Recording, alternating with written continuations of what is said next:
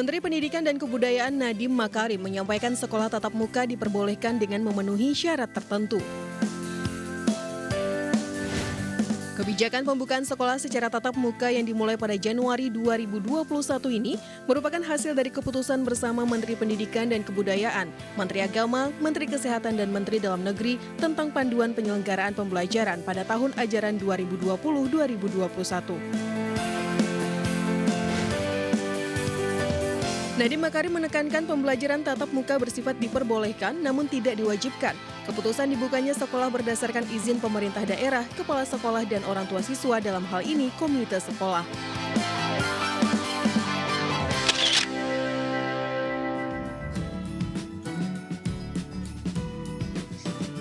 Halo, selamat malam semua. Saya Tommy Cokro, senang sekali bisa kembali di sini dan jumpa lagi bersama kami di Prime Show. Nah, setelah 9 bulan pembelajaran jarak jauh diterapkan, kebijakan pemerintah untuk membuka kembali sekolah akhirnya muncul atau terbit. Meski angka kasus COVID-19 terus bertambah dan kini telah tembus lebih dari 500.000 kasus, sekolah tatap muka tahun 2021 tetap dibuka. Nah, sekolah boleh dibuka dengan sejumlah syarat. Salah satunya pembatasan kapasitas jumlah siswa di kelas. Nah, coba kita lihat sekarang apa saja yang dibatasi dan seperti apa pembatasannya, kita lihat dari tingkat PAUD atau sekolah dasar.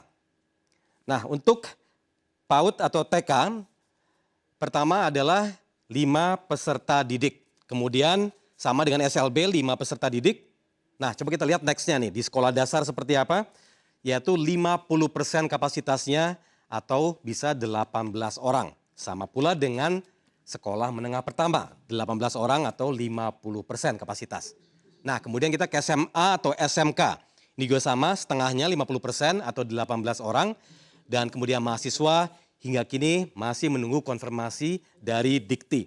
Nah, ketika Menteri Pendidikan dan Kebudayaan Nadiem Makarim mencetuskan kebijakan pembelajaran jarak jauh, siswa, orang tua, dan guru menyambut dengan beragam. Nah, sekian waktu berlalu, ragam tantangan dan kesulitan menempa.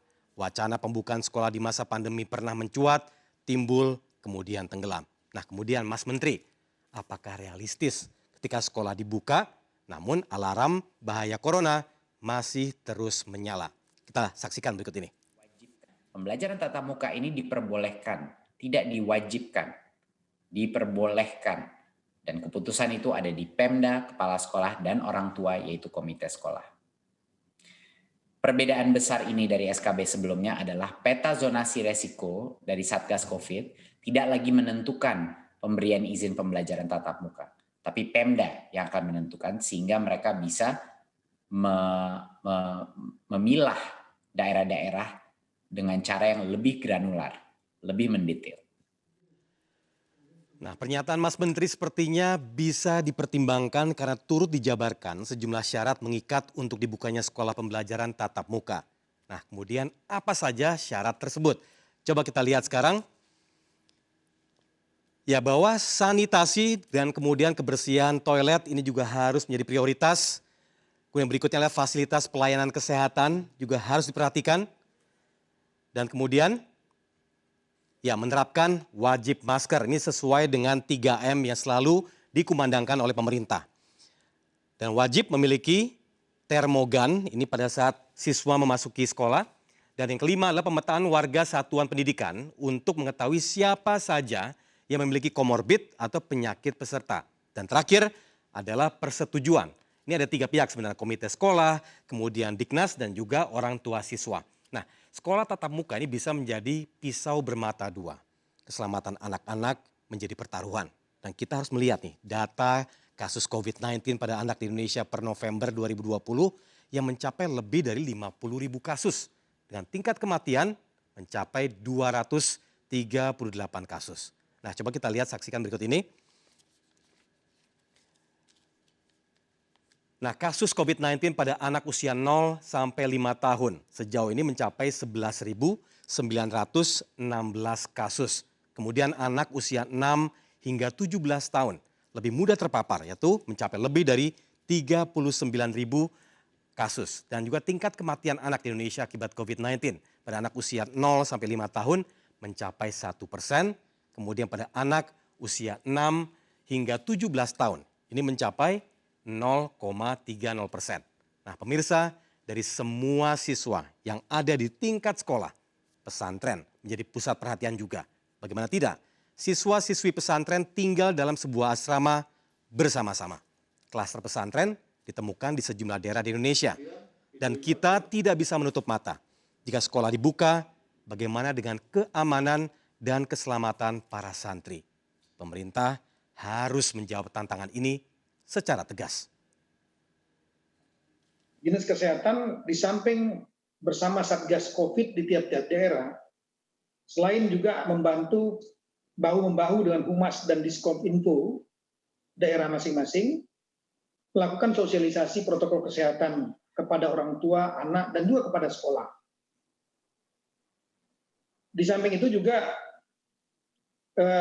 Dinas Kesehatan juga dapat melakukan kegiatan testing, mungkin testing secara random di satuan pendidikan termasuk pesantren dengan biaya dari pemerintah daerah, dan bila perlu dilakukan juga secara reguler. Tuh, jika ada klaster baru harus dikarantina. Begitu kata Mendagri Tito Karnavian. Tentu karantina adalah keharusan. Namun jika dilakukan karantina, lagi-lagi apakah menjamin keselamatan dan juga keamanan santri dan tenaga didik? Ini yang belum terjawab dan belum dijelaskan. Pak Menteri, klaster pesantren ada dan nyata seperti yang terjadi di sebuah pesantren, yaitu di daerah Cimahi, Jawa Barat.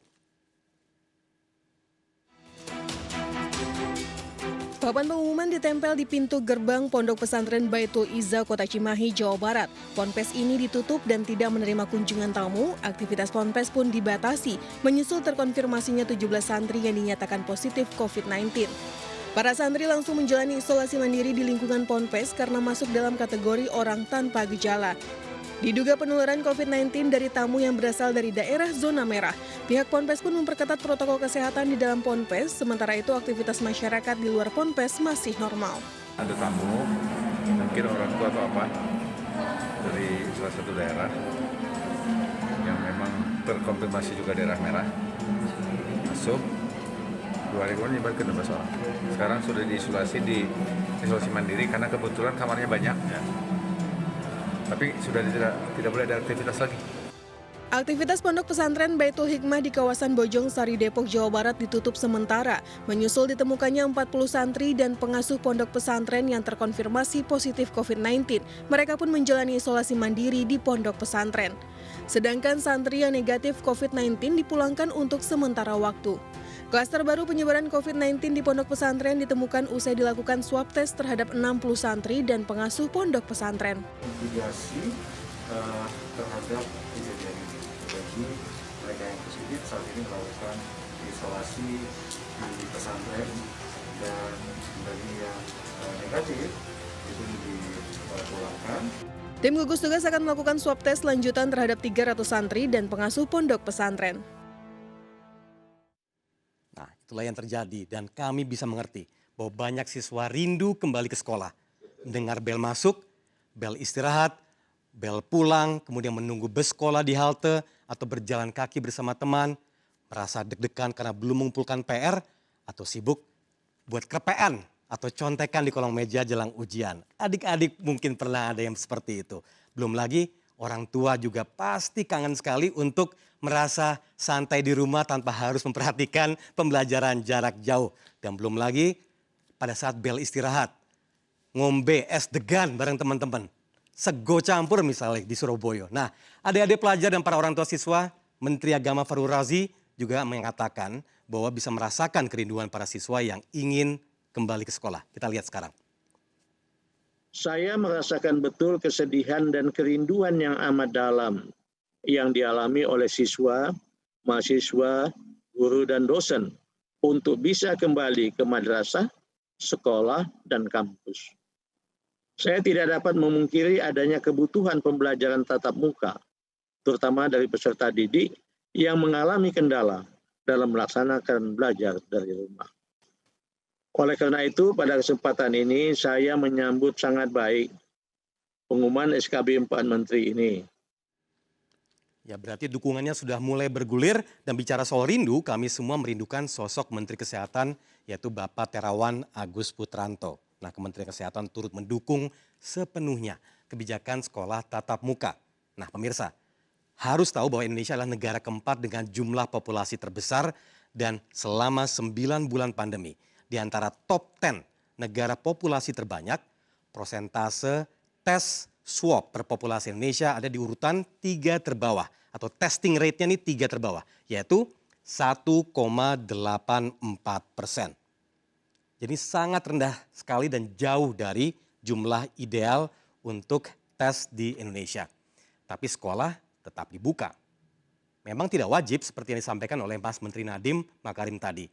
Lalu apa yang bisa meyakinkan publik bahwa langkah yang diambil melalui SKB 4 Menteri ini adalah langkah yang tepat? Apa saja yang menjadi jaminan? Pak Menteri Terawan, silakan waktu dan tempatnya. Kementerian Kesehatan sepenuhnya akan mendukung kebijakan ini. Kami berkomitmen untuk meningkatkan peran puskesmas, melakukan pengawasan dan pembinaan pada satuan pendidikan dalam penerapan protokol kesehatan, di samping terus meningkatkan kesiapan fasilitas pelayanan kesehatan dan pencegahan serta pengendalian COVID-19. Berkomitmen meningkatkan peran puskesmas, kemudian mengawasi dan juga membina. Begitu kata Pak Terawan. Nah, meski demikian kebijakan dibukanya kembali sekolah tidak disetujui oleh Ikatan Dokter Indonesia dan Ikatan Dokter Anak Indonesia. Dan begini ucapan Dr. Yogi Prawira dari Satuan Tugas COVID-19. Kita rekomendasikan anak untuk tidak keluar rumah selama situasi COVID-19. Kemudian kegiatan tatap muka di sekolah sampai daerah tersebut sudah dianggap transmisi lokalnya bisa diatasi. Jadi tatap muka sendiri harus memiliki persyaratan yang sangat detail mengenai keamanan atau kondisi yang ada di daerah tersebut. Ini dari Dr. Yogi Prawira ya, Ikatan Dokter Indonesia atau Ikatan Dokter Anak Indonesia. Nah, kebijakan yang mulai berlaku tahun ajaran semester genap 2020-2021 ini menjadi kebijakan yang tidak populer. Perlu diingat, WHO menetapkan pelaksanaan kegiatan masyarakat apabila positivity rate-nya kurang dari 5% dalam 2 pekan berturut-turut. Data World Do Matter per 16 November kemarin, positivity rate Indonesia stabil di 13 hingga 14%. Jauh sekali. Nah, ketika persentase masih tinggi, anak-anak tingkat sekolah dasar sampai mahasiswa tetap berpotensi terinfeksi virus COVID-19. Dan begitu juga dengan para guru, orang tua, dan semua yang terlibat di lingkungan pendidikan. Sebuah kebijakan yang jelas mengundang pro kontra. Dan kemudian banyak suara mengemuka. Dengan sekolah dibuka, apa kata para siswa? Itu dia yang kami angkat di malam ini. Dan kami sudah mengumpulkan 20 siswa dari SD, SMP, SMA, dan mahasiswa dari berbagai wilayah di Indonesia. Boleh lambaikan tangannya semuanya? Halo, selamat malam semua. Luar biasa nih, ada dari Jogja, Banten, Bekasi, Jakarta. Semua bergabung malam ini untuk online kelas ini. Belajar virtual bersama Prime Show. Oleh karena itu jangan kemana-mana selama 1 jam. Kami mulai kelas online-nya. Tetaplah di Prime Show.